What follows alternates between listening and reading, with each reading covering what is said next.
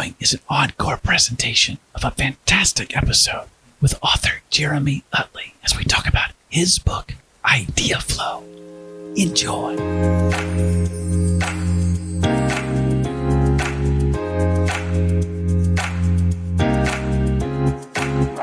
If we think everything's got to originate with me, it's got to come from my own brain, and it's got to come from nothing effectively, then we're never going to generate. When we see that there's lots of inputs that can stimulate our thing, that's how we define inspiration, by the way, the disciplined pursuit of unexpected inputs. We all want great ideas, but few actually understand how great ideas are born. Innovation is not an event, workshop, a sprint, or a hackathon.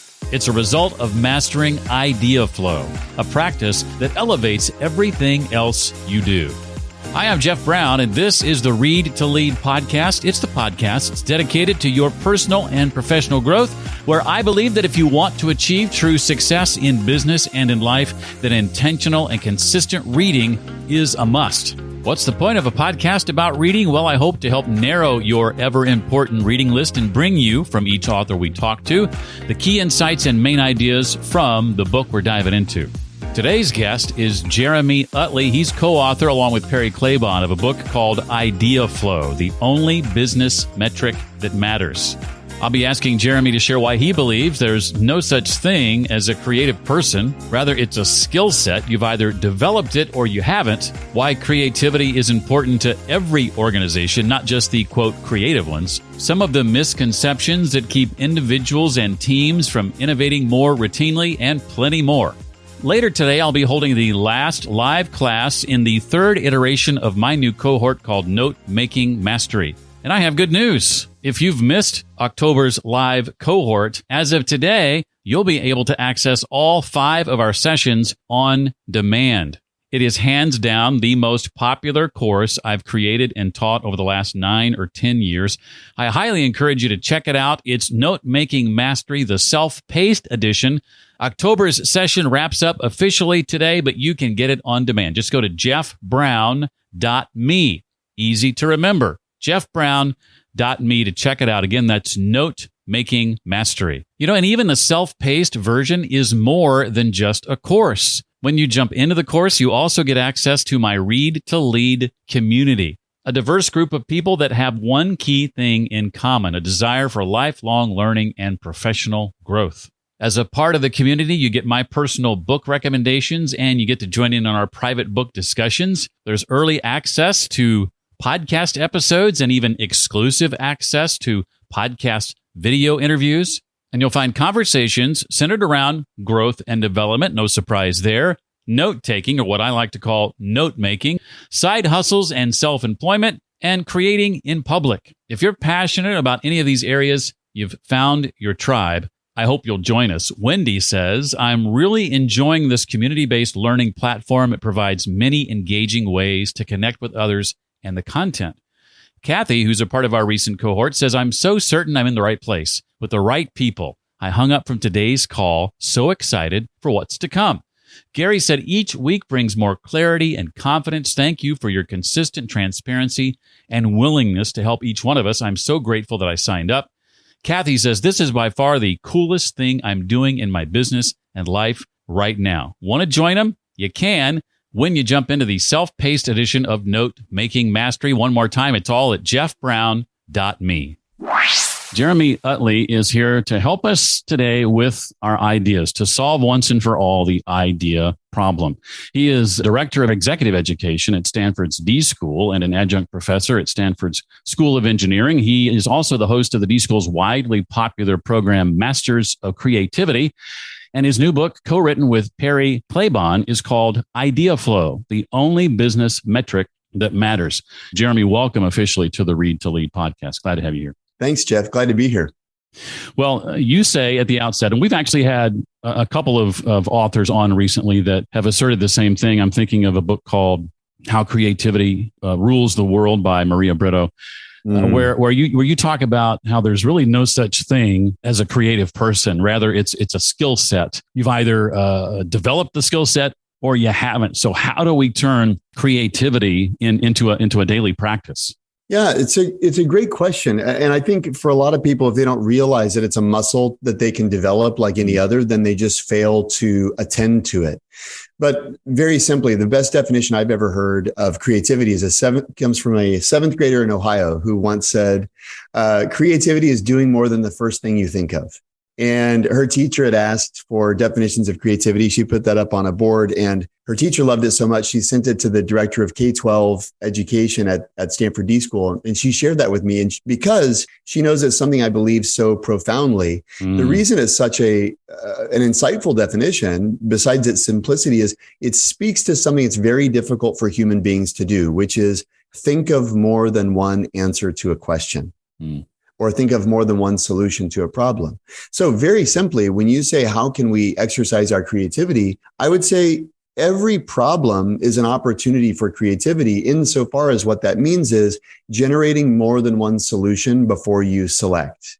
And we actually advocate doing that at least once on a daily basis. We called it doing an idea quota, where every day you take something that you're looking for the right answer to, which few of us are doing math problems, so there is no one right answer, right? Right. And instead of looking for the right answer, try generating lots of answers.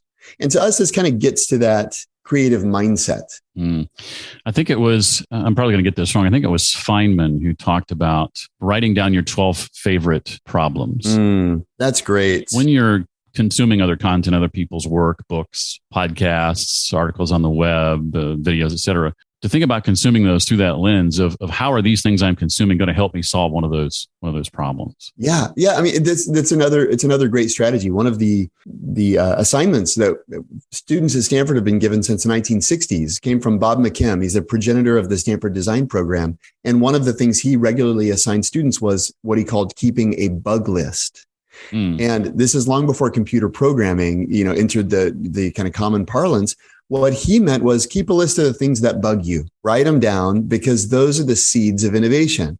And so I agree, just like Feynman, just like Bob McKim, keeping a list of things that bother you or problems that you're thinking about solving.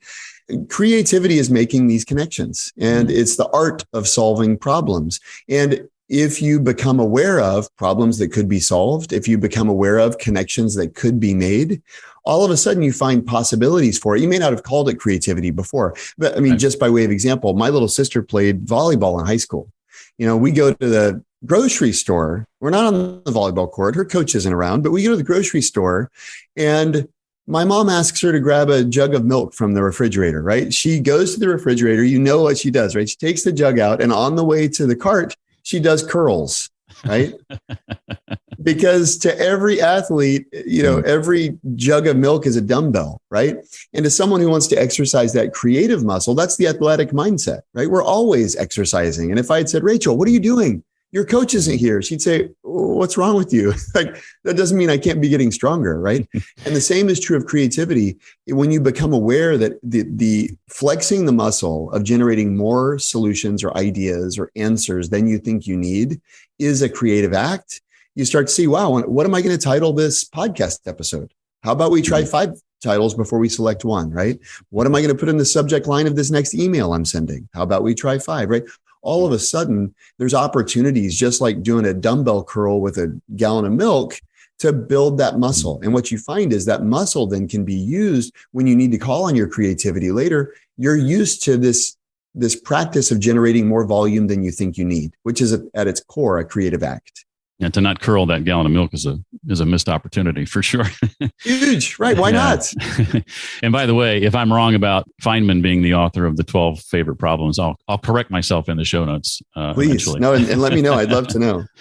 That sort of begs my next question. Why do you think creativity is important to every organization, not just the creative ones? Because I'm assuming over the years you get pushback from leaders who suggest, well, that's not us. That's not the kind of company we are. It's funny. I would say leaders I don't get pushback from. I think IBM did a survey of like 1,500 CEOs saying what's the most important leadership trait for the next generation. And creativity was unsurprisingly the most important. Oh, right? Wow. So I think as far as leaders are concerned, no leader doubts the value of creativity. I do think that there are people inside organizations who either think, 1, I'm not creative, or 2, I'm not in the creative part of the organization, or 3, our organization isn't creative. So, whereas there are other organizations in our industry that are, but we aren't, or there's other departments in the company that are creative, but ours isn't, or there are other people in the company who are creative, but I'm not. I've seen all, permutations of that. But to me, the striking thing actually, Jeff, is that leaders value creativity. They value innovation. And it's almost reached a fever pitch in terms of hype. It's a very hyped topic, innovation. You can't find a, annual report that doesn't mention innovation as a core pillar, right? And yet it remains undernourished and underdeveloped as an individual and organizational capability. Most people approach innovation as a moment or an event, like they have a hackathon or they have a sprint or they have a brainstorm, right? And then they relegate all their creative acting to that moment, to that event. And what we say is if creativity and innovation is a practice, as we were talking about earlier, and if you aren't regularly attending to the muscle, you're going to show up to the sprint with Cheeto stains on your jumper, right? Like you haven't stretched, you haven't done exercise, no wonder you pull a hammy when you do a sprint. You haven't been training, right? And so if the event is the only time someone exercises their creativity and the muscle of innovation, to me, it's totally unsurprising that the results there are lackluster. And related to that, you talk about this concept of, and I love this phrase, I'm probably going to steal it at some point. I'll give you credit, I promise. Please. Diversifying your portfolio of perspectives. And when I hear that, the first thing I think of is something we were talking about a little bit ago. I can't remember if it was before we started the recording or not. But when I hear that phrase, I think about, the books I read, the podcasts I listen to, the videos I watch, TED Talks, et cetera, the articles I read on the web. What does it mean to you to diversify your perspectives? How does that sort of manifest itself? First of all, there's a bunch of different ways. And in one of the chapters of the book, we really go through a bunch of different levers, really. Almost someone can conduct a self-assessment and say, what's natural to me in terms of diversification strategies and where maybe have I never thought about looking? So there's a lot of ways to do it. The fundamental thing is creativity is a function of input, not output, right? When we think of creativity, we often think of the work of art, right? Or, wrongly associated with artistic exclusively, but take the work of art, right? We see that painting is creative. One of the big things that, artists know, for example, is creativity is actually about input. It's actually about seeking what they call inspiration. In the corporate world, when we think of inspiration, we think of a cheesy poster that's got like a, salmon swimming into a grizzly's mouth and it says courage, but designers and artists and performers think about inspiration as I taught a class with a hip hop artist named Lecrae, and we were giving our students an assignment to go get inspired in the world. And I could see on their faces this look of, I recognized myself in it because 10 years earlier, I, as a, former management consultant, spreadsheet junkie, MBA, had married a fashion designer, and my fashion designer wife kept mood boards and went on inspiration trips. And I'm like, where do you put that in a spreadsheet? I don't know what to do with inspiration, but being married to her and working at the Design Institute, I started seeing the value of inputs to drive fresh thinking. And when I saw these students, 10 years later, giving us this blank stare, I saw myself. And I said to Lecrae, I said, what do you think about inspiration? And he said something I'll never forget. He said, inspiration's a discipline. And I realized in that moment, for these students, it's not even on their radar as a possibility, let alone a routine that they regularly engage. And so that's kind of the fundamental thing. First of all, is seeking input as a way to drive different output. Now we get to this idea of perspectives. It's one of many ways to seek input, right?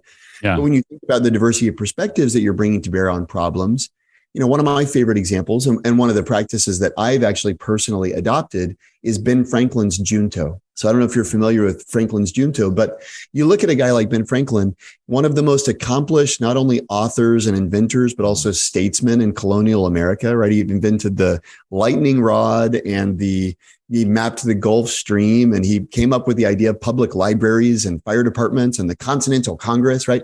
You go, how does a guy like that have so many? If I just give me bifocals and I'd say my life was well lived, right? Just one thing. Well, one of the things he did was every week for 30 years, he met with his Junto. It's a leather aprons club, a group of artisans from other industries who he would regularly meet with. And they had a list of questions they would review. Things like, has anyone moved to Philadelphia that we ought to know and why? Has anyone's business fallen into disrepute recently and for what reason? Are there advances in the sciences that have bearing on our businesses and trade, right? And on and on and on. They would ask all these questions. And you realize, oh, contrast that with my daily life. And I'm sitting and with my team, working on the same problems, interacting with the same people. My anecdotal straw poll of most professionals is they spend 99% of their time with the same 5-person team all the time. Mm. And so, which is to say, the level of diversity of perspectives that can influence their thinking is exceptionally low. And so, one of the things that I've done is I actually have created a couple of juntos. I've got a group of CEOs that I meet with on a monthly basis, and I've got a group of peers that I meet with on a monthly basis. And we talk about questions related to exploration, related to innovation and growth, et cetera. And for me, deliberately carving out that space like Ben Franklin did on a regular basis, not to just get beyond my team, but beyond my organization and beyond my industry, I found it to be an indispensable source of inspiration and source of fresh thinking. Yeah, I do something similar, calling it mastermind groups. I'm a part of several, lead one of my own, and then participate in some others. To your point, in school, we were taught, right, not to look at someone else's paper during a test or copy someone else's work. And that's good advice considering, the context. But unfortunately, I think, Jeremy, as adults, that's led many of us to believe that anything we create has to be 100%, our own idea and 100% coming from us. It has to be completely original to be truly ours. Otherwise, we've cheated or we've glanced at somebody else's paper. And I think nothing could be further from the truth. I think that's impossible. I think the actual truth is all creativity is remixed.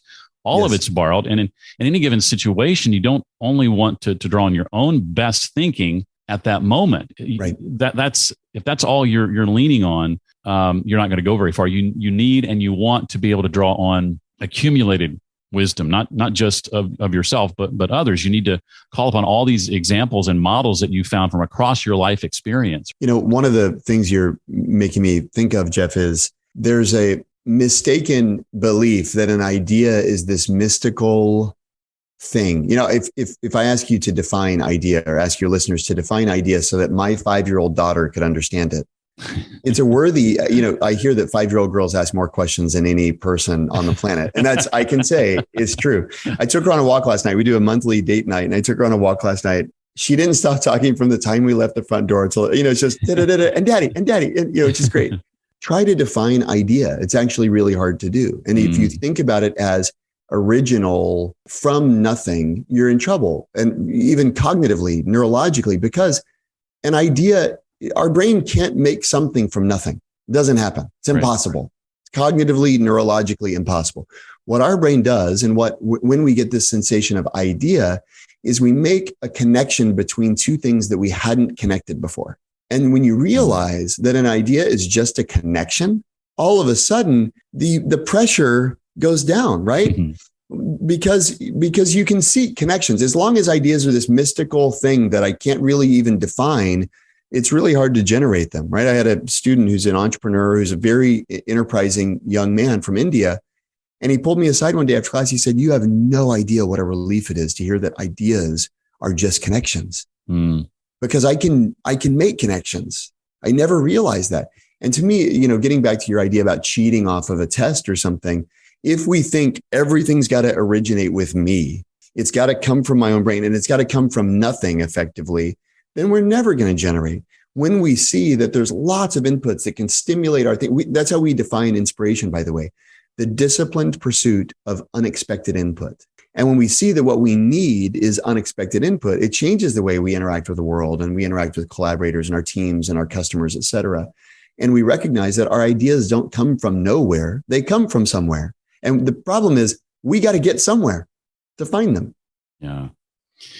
I'd be curious to get your take on just the last couple of years and the impact and the changes the world has gone through with regard to COVID, and how just so many of us working remotely these days, how that's impacted creativity, would you say?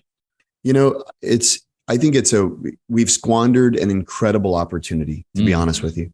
And the reason I say that is this: our offices, I don't believe are really ever the place where creativity thrived. If you think about the brainstorm, and your conference room where you used to have a brainstorm, nobody's longing for that conference room. People dread it. They roll their eyes. So I think this notion of that creativity is something that thrives in the office and, has kind of wilted on the vine because we're at home. I don't buy it. I think that we have some outdated expectations and norms, anachronistic even norms and modes of behavior that are keeping us from being creative. But, it's fascinating. Just take, for example, this idea of input and inspiration, right? If you and I are in the same conference room, we both look to our right.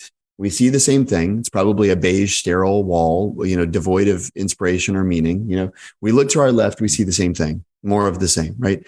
But you and I here, if you look to your right and I look to my right, I'm looking at, Father and Son, a book by Thomas Watson Jr. about IBM. What are you looking at, right?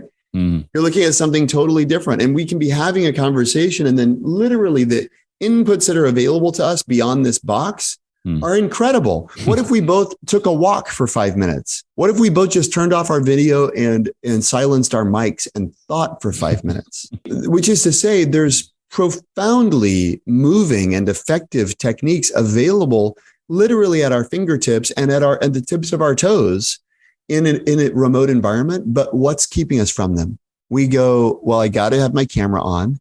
I got to be responding to every Slack message as quickly as possible. We've got these Pavlovian notifications coming, keeping us doing low leverage, highly efficient, very poorly in terms of effective kind of work.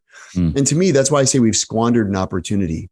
I feel that remote work has a potential to be an incredible boon to creativity, but we have to change our definitions of what work is. I talked to Helen Cupp a couple of weeks ago, who co-wrote a book. She's an executive at Slack, by the way. You mentioned Slack. She co-wrote a book called How the Future Works. Subtitle is Leading Flexible Teams to Do the Best Work of Their Lives. And with regard to brainstorming, she mentioned this idea that you made me think of called brain writing. And the basic difference is, and maybe you use a tool like Slack with your team to pull this off. You certainly do it a lot of other ways, but you spend the time leading up to the meeting sharing publicly your ideas rather than going to the meeting and using that time. Okay, we're going to brainstorm. Now you come to the meeting having already seen everybody else's ideas, and the meeting is to specifically discuss the already publicized ideas. And I just thought that little twist was a huge game changer. Well, there's a lot of research that suggests that the most effective way to generate ideas is actually to modulate between individual work and group work. And yet most of the time we think of it as a group activity, which we're all, and introverts rejoice. I don't think about it as only a group activity. I think we wrongly think of it as a group activity. The best thing to do, actually, maybe if I were to build on what she's suggested with brain writing, which I really, really like, we recommend kind of call it a 4-step process. Not to be overly prescriptive, but step 1, give people the prompt or the question and give them time to consider it individually prior to a meeting, right? So that's the individual time. Step 2, have a meeting that's dedicated to exploring and building on, rather than critiquing or evaluating, but building on in a divergent kind of a mode, one another's ideas. Okay. So that's like typical brainstorm, but it's been fed by individual time first. But then step 3 is R.E. Kruglowski established that we have a longing for what's called cognitive closure. And it's highly psychologically distressing for us to leave something unresolved, right? So we get to the end of a brainstorm. You know what we do?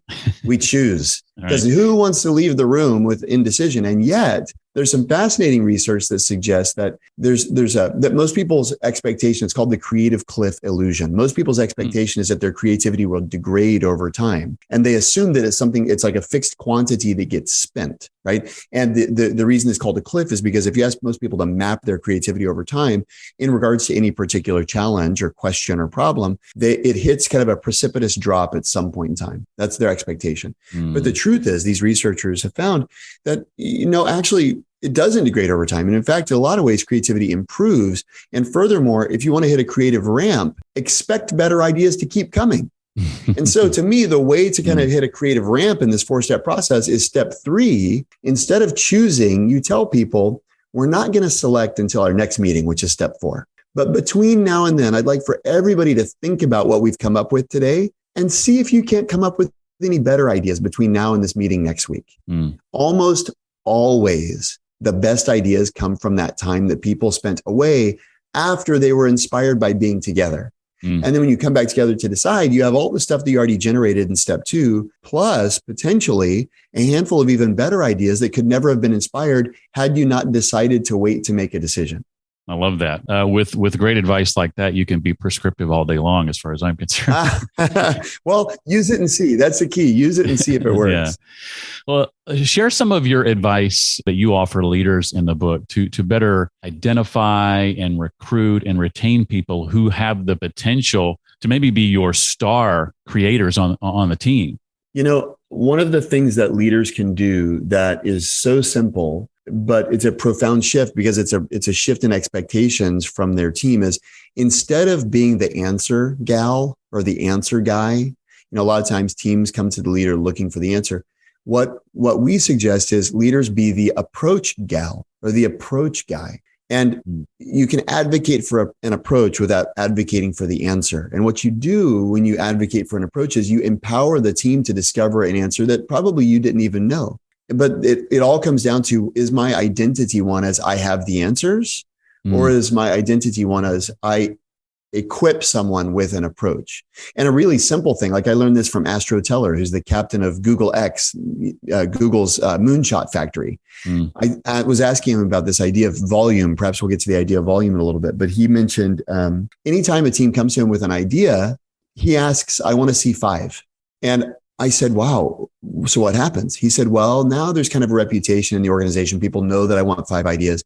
So they often bring me dummy ideas. They often say, I've got this one idea I like, and then 4 other dummies. But he said, what they don't realize is many times that one of their dummy ideas is better than their actual idea. And the point is, to me, it's a leadership strategy of, again, answer versus approach. If I'm the answer guy, a team brings me the idea, it's my job to evaluate it. If a team brings me an idea and I'm an approach guy, I say, what else have you considered? Are there any other ways to solve this problem? Is this the right problem to solve? Right? I'm not giving him an answer. I'm not the judge and jury, but I'm interrogating the approach and I'm providing guidance, because likely the team hasn't discovered the best answer. And even more likely, the team isn't even solving the right problem. And so I can kind of get stuck in this loop of helping teams evaluate the wrong answer to the wrong problem, or I can set them free and unleash their creative potential by orienting them around more solutions to better problems. You have to be willing to have enough bad ideas if you're ever going to find the good ones. And you talk a bit about quantity over quality. That's one of the core concepts of the book. What most people fail to realize is that the variable that's most highly correlated with the quality of your ideas is the quantity of your ideas. I think Linus Pauling, he's the only individual in history to win the Nobel Prize twice as an individual. He said, someone asked him once, and he almost won a third, by the way. He was neck and neck with Watson and Crick in discovering the double helix structure of DNA. And if he had done that, he would have won their Nobel as well. But someone asked him, how do you have so many good ideas? And he said, simply, to have a good idea, you have to have a lot of ideas. My question is, what's a lot? Yeah. That actually is an enormously important question. And for most people, as I survey rooms, I'll go around the country talking about these concepts, the mode answer I get is somewhere between 20 and 50. That's what people go, that's a lot of ideas to get to good, as defined as kind of a commercial breakthrough. And we actually have empirical research on this at Stanford. And so it's not hypothesizing. We know empirically the number's closer to 2,000 than 20, right? And so, and it varies, mileage varies by field, right? If you look at pharmaceutical discovery, the number's more like 10,000. When James Dyson was developing the bagless vacuum, he made 5,000 prototypes of that. The head of the Taco Bell food lab said she tried over 2,000 different versions of the Doritos Locos taco shell before she got it right. Okay. Which is to say, mileage varies, but the number is huge. When you say a lot, when Seth Godin says you have to be willing to have enough bad ideas, I wonder what's enough to most people. And I think for most people, enough is like somewhere on the order of 10 or 20, and then you get your good one. And, I was talking with another podcaster recently who's an author. He said he tries to write 1,000 words a day. And he said it often happens that 750 words in, he goes, oh, this is the big idea. And then he's off for another 1,500 or 2,000 words in 20 minutes, right? But the point is, wow, I get 750 words in before there's like something that can kind of hit the gas. That's amazing. And most people want to wait until they have that 751st word to ever put pen to paper. Yes. To me, I say it to my cohort members all the time, the Regional Lead Network folks, writing is thinking. If you're trying to think without that being a part of the process, you're not doing the thinking, the level of thinking you think you are. For sure. I love that. You say in the book too that getting stuck, and I felt relieved to hear this, is not necessarily a bad thing. Why is getting stuck, Jeremy, a crucial part of the creative process, in your opinion? To say it differently, when are you not stuck?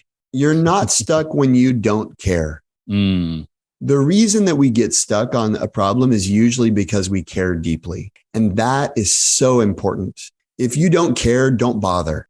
But if you do care, recognize you're going to hit roadblocks. You're going to get stuck. That's fine. But what happens and what's amazing about getting stuck is it triggers the subconscious to work overtime. And we find ourselves, it's called the Zygarnik effect, after Bluma Zygarnik, a Russian psychologist who found that if a problem is unresolved, our working memory continues to mull it over. That's why people say the history of innovation is the bed, the bus, and the bathtub, right? It's because the things we care about, the things we're stuck on, our mind tends to come back to in unexpected times and unexpected ways. And so getting stuck is critical, not because like we're gluttons for punishment and we like getting stuck, but because one, it reveals you care. And two, it's the state at which all of the powers of your being are brought to bear on the solution. Well, I've got a couple of questions not directly related to your book that I want to squeeze in here before we run out of time. But before I do that, Jeremy, anything else from the book you want to make sure we know? You talked about this concept of volume earlier that we didn't get to, maybe that or something else you want to make sure we walk away with? I think that there's a lot of mythology around innovation. There's a lot of misunderstanding. If you ask people, how do you get a breakthrough, or tell me about your last breakthrough? Most people think of it more like a break-in. It catches them off guard. It surprises them. They're the victim, right? And our belief and our experience is you can be the perpetrator of a breakthrough. You just need a new set of tools. You need a new method. Methods beat muses. And so what we've tried to compile is a systematic method for breakthrough thinking. And it doesn't make it easy. It doesn't make it automatic, but you can dramatically bend the odds in your favor by knowing and doing some very simple things. And our goal is that, as you said earlier, I was talking to my mom the other day because she wanted to read an advanced copy of the book. She's not a business person. And she goes, Jeremy, this book isn't a business book. And I said, what do you mean? He said, well, it's relevant to me. I've been using this stuff. It's really useful. I said, I know, Mom, but you have to have like a target audience. It can't be for everybody. But she goes, but it is for everybody, And I go, thank you, Mom. I appreciate that. Shout out to my mom if she's listening. But the point is, these tools are, and actually we have a bonus chapter on our website, ideaflow.design, called How to Think Like Bezos and Jobs. And the point of that is what makes exceptional breakthrough thinkers different is how they think. It's not their genes. It's not their DNA. It's not that they have something the rest of us don't. They think different, as the old Apple ad said, right? And you can too. And so our goal is to equip everyone with these aren't secrets, or they aren't intended to be secrets. They are accessible mindsets and tools everyone can use in their area where they're facing problems and challenges to increase their likelihood of a breakthrough. That is good stuff. You reminded me of yet another writer. I get James Clear's weekly email. He's, of course, the author of Atomic Habits, and love his stuff. Yeah, and the most recent one, he talks about two competing truths, two things that seem on opposite ends of the spectrum, but both can be true at the same time. And his two competing truths in this week's email was the more prepared person usually wins. I'm a big fan of preparation, as you probably realize, as evidenced by the list of questions and ideas I sent you prior to this conversation. I never want to approach one of these interviews without being prepared. But the competing truth is you get credit for action, not preparation. And I love that. And I was reminded of that as you were speaking. That's great. Let me ask you, I hadn't planned on asking you this, but I'm curious to know how you got connected with Lecrae. Let's see. He had an album that he wanted to reimagine how the album was going to drop. And he reached out to the D School And we did some collaboration with him. I wasn't involved in that project, but I think he fell in love with the environment. I don't want to put words in his mouth, but I think he really resonated with the way we approach problem solving. And he kind of tossed it out there. If you guys ever are interested in doing a class, I'd love to do a class. And someone who was involved in those initial conversations said, "Oh, our friend Jeremy is the guy."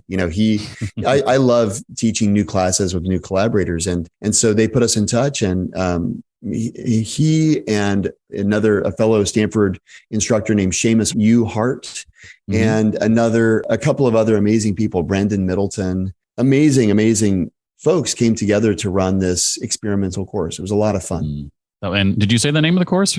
It's called Controlling the Narrative. It was about equipping minority youth with media tools to tell their own stories. Fascinating. Yeah, I heard that name and I'm like, oh, that's a name I know. I want to know more about that. Oh, that's cool. That's cool. Over the course of your career, Jeremy, I would imagine you've read your share of books. I think good writers are often avid readers. If you were on an island, let's say, and you had to pick 2 or 3 to take with you, what would those books likely be? Maybe they're books that you find yourself recommending often to other people. Well, so that's an interesting question, because if I were going to an island, I would want to bring a book I haven't read yet.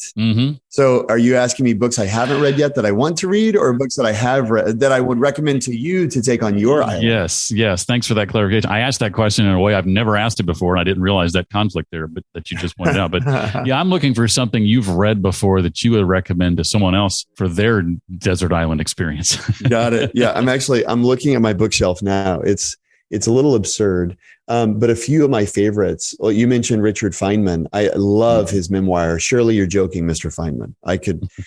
That would be one that I would bring on my desert island, even though I've read it, just because he's great. I mean, he's really incredible. So that one for sure. I love a book called The Idea Factory by John Gertner, which is a history of Bell Labs. It's just an incredible history of, the folks who invented so much of the technology that we use to this day, pioneers, Nobel Prize winners, incredible people. And then I love Shoe Dog, Phil Knight's book. I think that's one of that. And actually Michael Dell's book, I've got it sitting next to it, Play Nice, But Win. I feel like both of those are almost thrillers in a sense.